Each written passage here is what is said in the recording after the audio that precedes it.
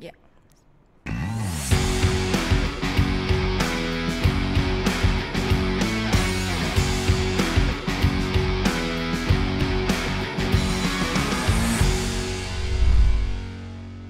Oke. Ya, Assalamualaikum warahmatullahi wabarakatuh. Halo teman-teman, pada podcast kali ini dengan saya Lita Ningrum Afriani yang akan menjelaskan materi mengenai mata kuliah Competitive Market Analysis dan Value Proposition Development. Jadi untuk podcast yang pertama ini saya akan menjelaskan agenda yang pertama, tujuan pembelajaran dari mata kuliah kali ini, kemudian kontrak kuliahnya itu bagaimana, selanjutnya nanti adalah tata tertib perkuliahannya, untuk yang terakhir kita akan sosialisasi mengenai rencana pembelajaran semesternya.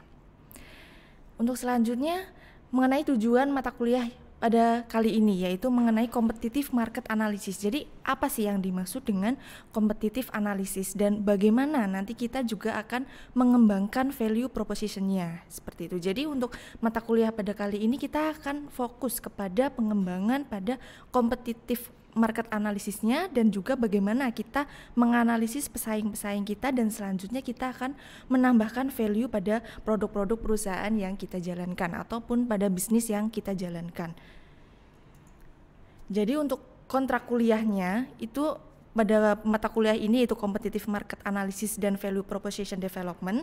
Untuk fokus yang pertama yaitu sebelum UTS kita akan fokus pada Competitive Market Analysisnya. Untuk selanjutnya setelah UTS kita akan fokus pada Value Proposition Development-nya. Seperti itu. Jadi kita akan membagi kedua fokus ini menjadi dua bagian, sebelum UTS dan juga sesudah UTS, karena ini akan mempunyai tujuan yang masing-masing berbeda gitu. Jadi kita akan lebih fokus pada marketnya dulu, kemudian setelah itu kepada bagaimana sih pengembangan value yang ada di produknya. Nah, untuk ini adalah untuk mata kuliah pada semester 3 yaitu semester ganjil, dan SKS-nya itu ada 3. Kemudian ini untuk program studi di manajemen. Dan dosen sendiri adalah saya sendiri yaitu Lita Ningrum Afriani. Teman-teman di sini bisa panggil saya juga dengan sebutan Lita. Kemudian hari pertemuannya itu ada pertemuan pertama sampai ke 14 gitu. Kemudian untuk tempat perkuliahannya itu blended, jadi ada yang offline dan juga ada yang online. Kemudian untuk teman-teman di sini selanjutnya adalah tata tertib mengenai perkuliahan itu bagaimana. Di sini mahasiswa diwajibkan untuk mengikuti perkuliahan sampai akhir jika tidak ada halangan yang mendesak gitu. Jadi nanti teman-teman kalau memang perkuliahannya, terutama ini teman-teman yang online, belum selesai jam mata kuliahnya, itu diharapkan untuk menunggu mata kuliah itu selesai terlebih dahulu gitu. Jadi jangan dulu kalian untuk live meeting sebelum penutupan di sesi perkuliahan gitu. Kemudian mahasiswa diharapkan berpakaian rapi dan sopan seperti biasanya ketika kalian mengikuti mata kuliah. Kemudian tidak membuat kegaduhan di saat perkuliahan berlangsung. Kemudian tidak ada ujian susulan kecuali dengan alasan yang bisa dipertanggungjawabkan gitu. Kemudian bersikap sopan dan beretika baik terhadap teman maupun dosen untuk khususnya. Selanjutnya kita akan membahas mengenai rencana pembelajaran semester pada mata kuliah ini. Yang pertama, untuk pertemuan pertama kita nanti akan lebih ke perkenalan kepada sosialisasi RPS-nya, kemudian ke kontrak kuliahnya. Kemudian yang kedua mengenai konsep analisis kompetitif dan langkah-langkah melakukan analisis kompetitif itu sendiri. Bagaimana caranya, apa saja elemen-elemen yang ada di dalamnya. Kemudian yang ketiga itu kita akan membahas mengenai keunggulan kompetitif, yaitu keunggulan kompetitif yang harus dicapai oleh perusahaan, oleh sebuah bisnis, supaya kita tetap bertahan di pasar, bisa bersaing dalam pasar, dan tetap mempertahankan konsumen kita atau customer kita. Kemudian yang keempat, kita akan fokus kepada bagaimana kita menganalisis lebih dalam analisis kompetitif di dalam lingkup pemasaran itu sendiri. Jadi kalau tadi itu lebih ke perusahaannya, bagaimana kita menjalankan menganalisis kompetitor, kita mencari pesaing dalam internal untuk internal perusahaan kita sendiri, tapi di sini nanti kita akan fokus di dalam untuk pemasaran yaitu eksternal perusahaan, lingkup yang lebih besar lagi. Kemudian yang pertemuan kelima itu mengenai target pasar perusahaan. Jadi target pasar itu nanti akan dibagi menjadi beberapa. target-target pasar yang harus kita capai, sebenarnya produk kita itu cocok untuk target pasar yang seperti apa, dan bagaimana kita mencapainya, langkah apa, langkah konkret yang seperti apa yang akan kita gunakan untuk bisa tepat pada target pasar kita. Kemudian untuk pertemuan ke-6 itu mengenai strategi. Ketika kita sudah punya target pasar, kita sudah punya konsumen, kita harus bisa bertahan di dalam pasar dan bagaimana strateginya, dan kita akan membahasnya di pertemuan ke-6 nanti. Kemudian untuk pertemuan ke-7 kita akan membahas mengenai kerangka SOAR, yaitu mengenai kekuatan, mengenai peluang, kemudian mengenai aspirasi dan hasilnya. Dan setelah 7 pertemuan nanti kita akan adakan yang namanya UTS. Selanjutnya untuk pertemuan setelah UTS yang pertama kita akan membahas mengenai value proposition-nya. Jadi bagaimana konsep dasar value proposition, bagaimana cara mengembangkan.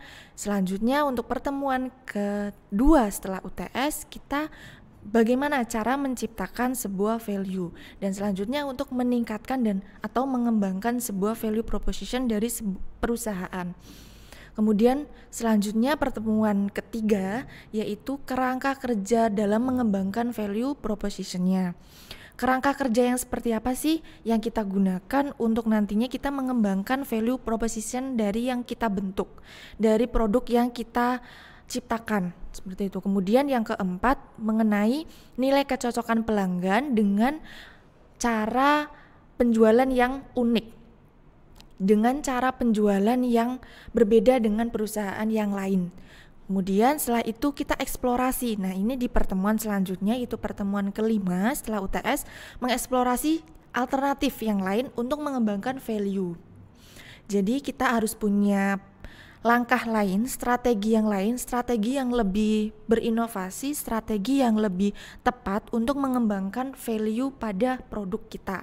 Kemudian selanjutnya mahasiswa disarankan untuk bisa memahami pelanggan mereka sendiri, mampu memahami pelanggan dari bisnis yang mereka ciptakan, yang mereka kembangkan, dan menemukan kesesuaian antara produk yang mereka ciptakan dengan konsumennya. Ketika kalian mempunyai bisnis, ketika kalian mendirikan sebuah perusahaan dan kalian menciptakan sebuah produk, itu harus punya value yang dimana nantinya juga akan sesuai dengan kebutuhan dan keinginan konsumen.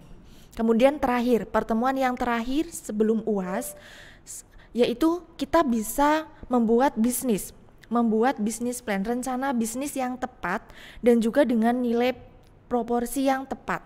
Jadi bagaimana caranya kita membuat sebuah bisnis, setelah itu kita kembangkan dari nilai proporsinya itu dari bisnis yang sudah kita ciptakan itu dengan tepat, dengan sesuai apa yang setelah kita rencanakan strateginya sebelumnya tadi, seperti itu.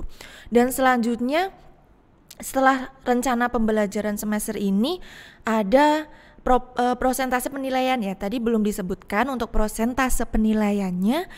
Nanti ada tugas individu, tugas kelompok, kemudian ada UTS dan juga UAS. Jadi di sini yang dinilai adalah tugas dan juga ujiannya. Untuk kehadiran dan lain-lainnya itu tidak ada nilai, cuman itu adalah memang sudah menjadi kewajiban mahasiswa untuk misal beretika dengan baik, bersopan santun dengan baik, kemudian bersikap baik juga terhadap teman. Tapi di sini yang akan dinilai adalah lebih ke tugas individu, tugas kelompok, dan ujiannya. Ada UTS dan juga ada UAS. Untuk tugas kelompoknya nanti itu 30% itu akan dibagi menjadi 3 kali pertemuan tugas kelompok, 3 kali pengumpulan tugas individu gitu. Jadi 30% itu masing-masing 10% untuk tugas individunya, sejumlah 3 kali tugas individu. Dan untuk tugas kelompoknya itu ada sebesar 20%. Itu akan ada di akhir perkuliahan kita, memasuki masa ujian akhir semester. Jadi mungkin sekitar pertemuan ke-14 akan diberikan tugas kelompok. Jadi akan dibentuk beberapa kelompok dengan terdiri dari mungkin minimal 5 mahasiswa, maksimal 7 mahasiswa untuk nantinya membuat bisnis plan dan bagaimana strategi kalian, bagaimana pesaing kalian, bagaimana kalian menganalisis pesaing, seperti itu. Kemudian bagaimana juga kalian menerapkan value proposition yang tepat untuk bisnis yang kalian rencanakan, seperti itu. Kemudian selanjutnya ada UTS dan UAS yang masing-masing di mana mempunyai proporsi representasi penilaiannya itu 25% gitu. Untuk UTS 25% dan untuk UAS juga 25%, seperti itu. Terima kasih. Ini untuk aturan-aturan yang ada di mata kuliah kita pada kali ini. Selanjutnya materi pendalamannya kita akan ada di podcast yang kedua. Terima kasih teman-teman. Wassalamualaikum warahmatullahi wabarakatuh.